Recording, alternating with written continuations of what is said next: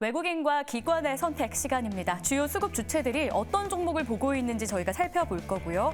과연 이들을 따라서 사도 될지 아니면 그냥 안 사고 있어야 될지 전략까지 열어보겠습니다. 6개의 종목으로 먼저 압축을 해봤는데요. 보시죠. 오늘 외국인과 기관이 가장 많이 집중하고 있는 섹터는 사실 금융주입니다. 다만 어제 저희가 금융주 살펴보면서 관련주도 점검을 했기 때문에 오늘은 좀 다른 섹터 종목으로 선택을 해봤는데요. 자, 첫 번째 종목 삼성바이오로직스입니다. 오늘 외국인과 기관의 동반 매수 유입되고요. 특히 외국인 쪽에서 4거래일 연속 매수 우위 집계되고 있습니다.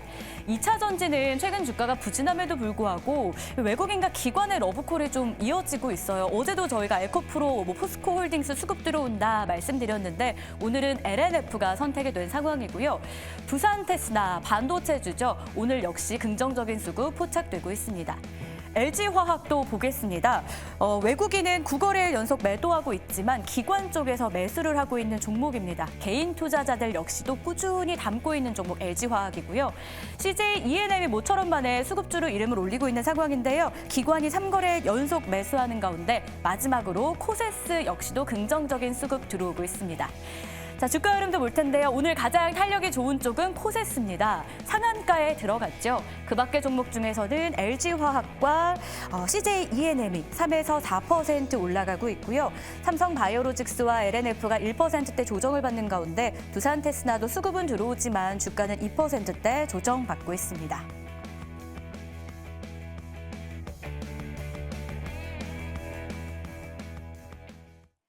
네, 계속해서 수급으로 힌트를 찾아보겠습니다. 두 분 모셨는데요.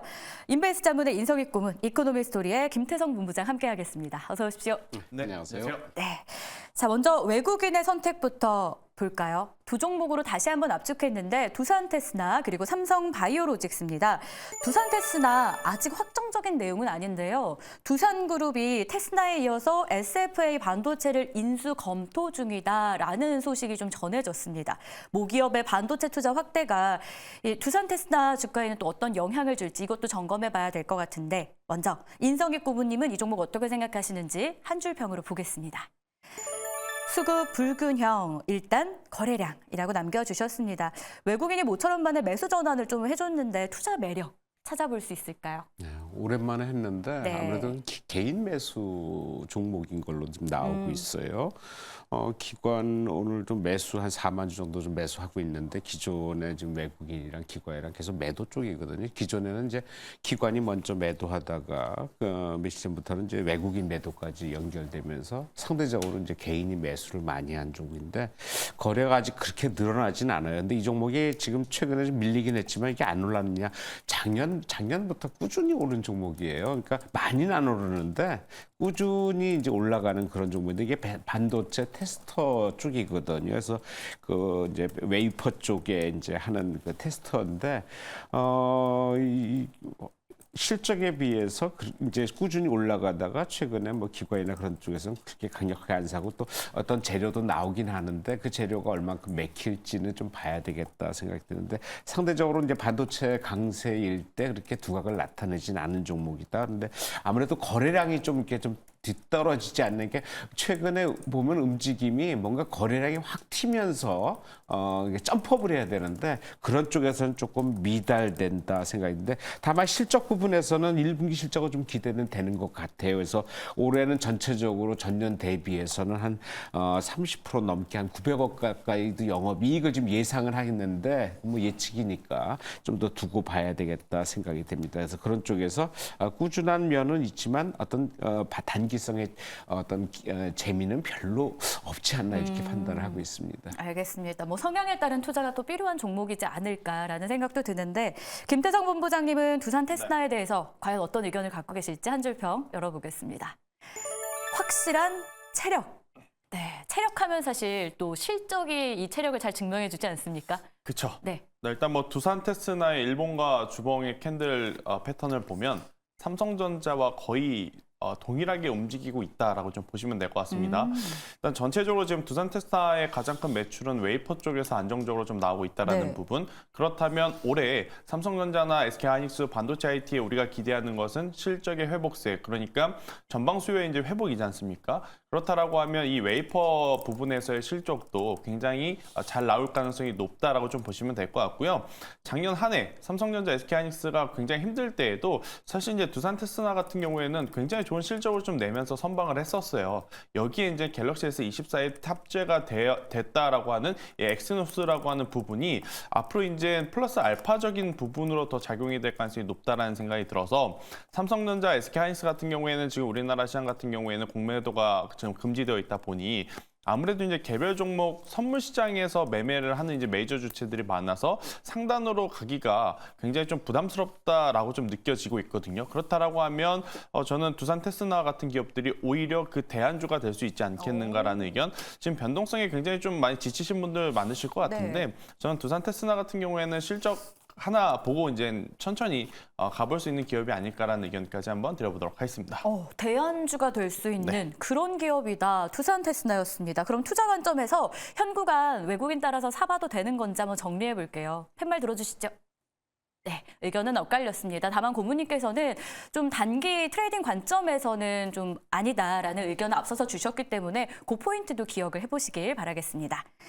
자, 다음 종목 볼까요? 삼성바이오로직스. 기관은 매도하지만 외국인은 매수하는 종목입니다. 주가는 4거래일 만에 오늘은 좀 쉬어가고 있는 상황. 그러니까 어제까지는 좀 올랐던 종목이에요. 투자 의견 들어볼게요. 인성익 고문님은요. 글로벌 기업 조사기관이라고 남겨주셨는데 이게 저희가 자막에 제한이 있다 보니까 내용이 이렇게 나간 거지 좀 한번 알려드릴게요. 최근에 글로벌 지수 가능성 조사기관으로부터 ESG 평가 플래티넘 등급을 획득한 게 삼바라고 합니다.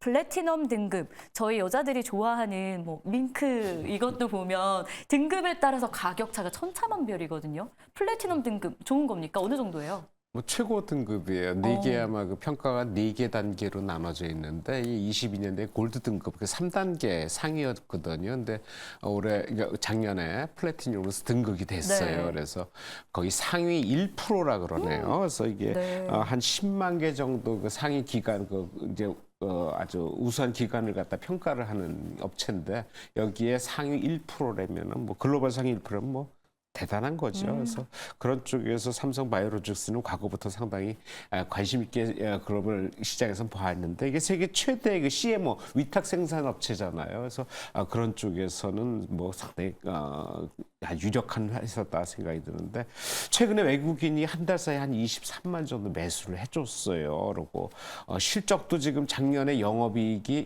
1조를 돌파를 했거든요. 전년 동기 대비해서 한 9% 정도 넘겼는데 올해는 한 20% 정도 넘지 않을까 좀 예측을 하고 있어요. 워낙 CMO가 이제 위탁 생산 그 캐파가 많이 늘어나기 때문에 그런 쪽에 좀 가능성을 좀 보고 있다 생각이 되는데 일단 직전 고점을 좀 차트상으로 돌파하고 중기 매물대 좀 진입한 상태거든요. 그래서 이게 상상으로 얼마큼 갈지는 의문인데 아무래도 전 고점이 한 100만 원 선이에서 전 개인적으로는 꾸준하게 간다면 100만 원에서 올해 그 제약주 바이오 한번 관심을 가져볼 만하거든요. 여기에 대표 기업으로서 한번 관심을 가져보자 해서 아마 약간 좀 매물대 들어오기 때문에 약간 횡보 가능성은 있는데 거래량 측면에서 늘어나면서 한번 관심을 주목할 필요가 있다라는 쪽에서 관심 가져봅니다. 알겠습니다. 자, 그럼 이어서 김태성 본부장님은 삼성바이오로직스에 대한 어떤 의견일지도 한 줄평으로 보겠습니다. 실적과 증설로 보답이라고 주셨는데 올해 특히 고성장이 예상된다라면서 증권사에서도 목표 주가를 막 올려잡는 그런 종목 중에 하나더라고요. 네. 지금 자리 매수 매력 있는 걸까요? 매수를 함에는 저는 찬성을 합니다만 오. 그러니까 어느 정도의 수익을 좀 감안해야 되는지 그 부분이 조금 다소 혼란스럽습니다. 매수는 괜찮지만 네. 수익 측면에서 다시 보자. 사실 이제 제약바이오 같은 경우에는 우리가 모르는 어떠한 성장성, 개발에 대한 기대감을 가지고 투자를 하는데 이 삼성 바이오로직스 같은 경우에는 아무래도 이제 명확한 이런 PER이라든지 가치를 추정할 수 있는 요소들이 굉장히 많죠. 현재 지금 잘 돌아가고 있는 4공장까지 기준으로 보면 사실 이제 시장에서 예측하는 목표가는 90만 원으로 지금 책정이 되어 있고 만약 이제 5공장까지 마무리가 되어서 이 물량이 다 만들어진다 그러면 그때 가서 100에서 110만 원을 지금 목표가로 좀 잡고 있는 상황이다 보니까 현재 지금 80만 원이거든요.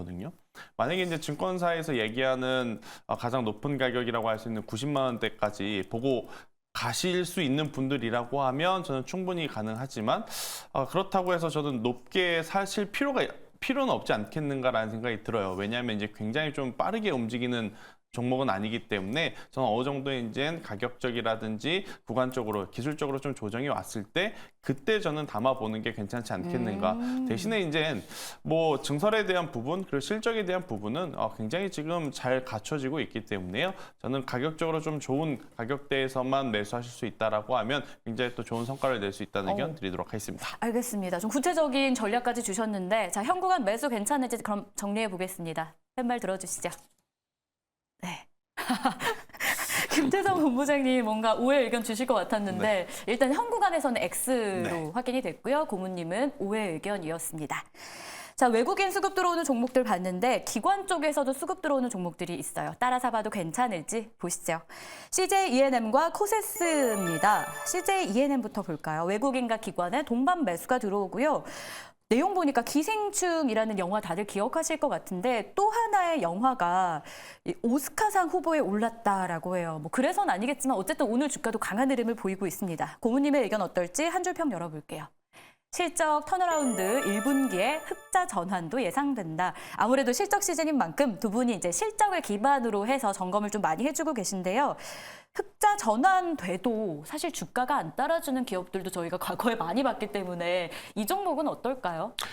왜 흑자가 중요하냐면은 네. 이 회사가 과거에 흑자할 때 많이 올랐고 작년 실적이 안 좋았거든요. 네. 많이 빠졌어요. 그러니까 실적으로 대변되는 회사다라고 생각할 수가 있겠는데 작년에 450억 영업이익 적자를 냈는데 가장 높았을 때가 연초에 11만 원에서 반토막에서 5만 원, 49,500원까지 빠졌었단 말이에요. 그러다가 최근에 오늘까지 3일째 지금 상승을 하는데 바닥을 찍은 모습처럼 보여. 뭐 바로 올라가지는 않겠지만은 일단 바닥을 찍으면서 거래량이 단단히 해서 10만 단위로 좀 올랐었어요. 거래량이 좀 많이 늘어났으니까 이제 바닥을 거의 찍는 냄새는 나는 것 같아요. 그래서 그런 쪽에서 한번 관심을 가져보자. 그래서 기관이 오늘도 한 3만 주전 매수를 하는데 3일째 계속 상승하는 게 이 기관이에요. 기관이 있으면 3일째 매수하면서 상승을 하거든요. 기관이 한 12만 주 이상 지금 매수를 하고 있는데 바닥을 확인하는 것 같다. 그리고 그 나오는 기사가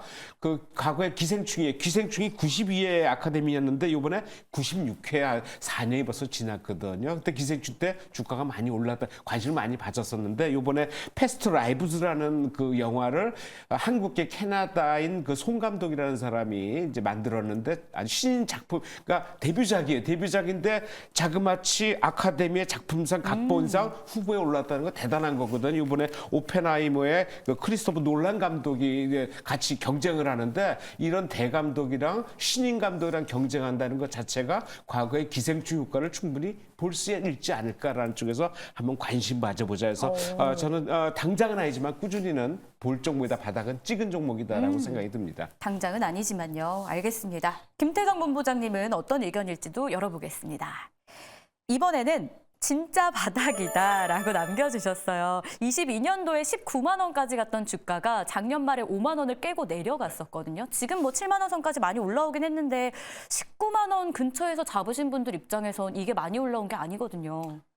일단 한 줄 평에 네. 끝에 물음표를 좀 붙여주셨으면 좋겠습니다. 네. 아, 진짜 바닥? 네, 바닥일까 정도가 좀 맞을 것 같은데 저도 이제 앞서 고문님 의견은 이제 전적으로 좀 동의를 하는 바이고 오늘 이제 넷플릭스발 실적이 이제 이 컨텐츠주들에게는 한 줄기 희망의 빛이 지금 되어가고 있지 않나라는 생각이 듭니다. 뭐 여러 가지 말은 많았지만 그래도 결국 굉장히 좋은 실적을 나타냈고 그렇다라고 하면 이 넷플릭스라고 하는 OTT 플랫폼뿐만 아니라 우리나라 국내 OTT 플랫폼도 굉장히 또 좋은 성과들을 좀 낼 수 있는 부분들 많지 않겠는가라고 좀 이제 기대감이 만연하게 좀 퍼져 있지 않나라는 생각이 들고 있고요. 실제로 지금 이제 대형 히트작들이 이제 하나씩 좀 나오고 있는 모습들을 좀 보이고 있어서 여기에 이제 단순히 기대감뿐 아니라 눈에 보이는 이제 숫자의 변화가 좀 감지되었기 때문에 한번 관심 있게 좀 보자라고 좀 말씀드릴 수 있을 것 같고요.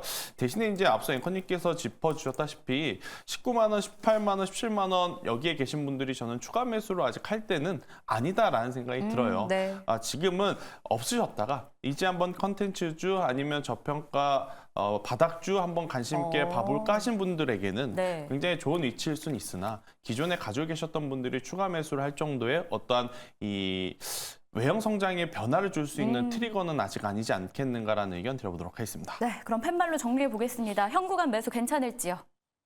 네, OX로 나뉘었는데 김태성 본부장의 O의 의견은 신규 진입 관점에서 네, 맞습니다. 알겠습니다. 포인트 기억해 보겠고요. 마지막 종목 코세스만을 남겨두고 있습니다. 시간 관계상 간략하게 좀 이야기 들어볼 텐데 고문님 한 주 평 열어볼게요. 온디바이스 AI 수혜 사상 최대 실적도 기대된다. 반도체 오늘 사실 숨 고르는데 이 종목 상한가 안 풀리더라고요. 네, 안 이유 풀려요. 뭐예요? 그동안 안 올랐어요. 아, 안 올랐다가 이제 갈만한. 뒤늦게 이제 그 발진 그러니까 제동이 걸린 네. 그러니까 급발진된 네. 건데 일단 오늘 기관에서는 최근에 선세는 외국인이 많이 매수를 했고 오늘은 기관이에요. 맞아요. 기관이 매수를 하면서 오늘 개인이 따라붙으면서 했는데 이게 상장 주식이 1,650만 주에 대주 지분이 한 51.4% 반쯤 넘거든요. 오늘 거래량이 1,300만 주. 한 두 바퀴 회전했다고 봐야 돼요. 그러니까 엄청나게 회장했는데 최근에 거래 늘면서 좀 올라가다 오늘 급등을 했어요. 그러다가 상한가 잔량이 100만 주 넘었다가 지금 60만 조금씩 내려오긴 하는데 글쎄 여기서 그냥 끝날 것 같지는 않아요. 이런 종목들은 최근에 수급에 들어오니까 시장이 안 좋기 때문에 수급에 들어오는 종목들은 하루 이틀 계속 올라가는 경향이 있거든요. 그렇다면 이 종목 내일도 갈 가능성이 더 크다. 그리고 실적이 워낙 작년에 좋았게 한 150억 정도 영업이익 전년 대비해서 75%고 여러 가지 올해도 실적 최대로 더 좋아질 것으로 예상되니까 여러 가지 실적 관련해 갖고 이 종목은 단기적으로는 상승 가능성이 더 오. 크지 않나 생각이 듭니다. 오늘은 이 상한가 안 풀리면 들어갈 수 없긴 한데 내일 상황 보고 들어가도 괜찮을까요? 내일 오전에 강하게 들어오면 타이밍은 나올 거예요. 오전에 약하면 들어가야 네. 되고 강하면은 기다렸다가 약간 좀 장중에 좀 밀릴 때 단기 매매용으로 충분하겠다 생각이 듭니다. 알겠습니다. 자, 코세스 이야기였는데 김태성 본부장의 한 줄 평으로 마무리 좀 해보겠습니다. 시장의 중심은 AI다. 역시 AI 관련 이슈로 오르는 것 같은데 못 올라서 오른다라고 말씀 주셨잖아요. 본부장님 의견은요?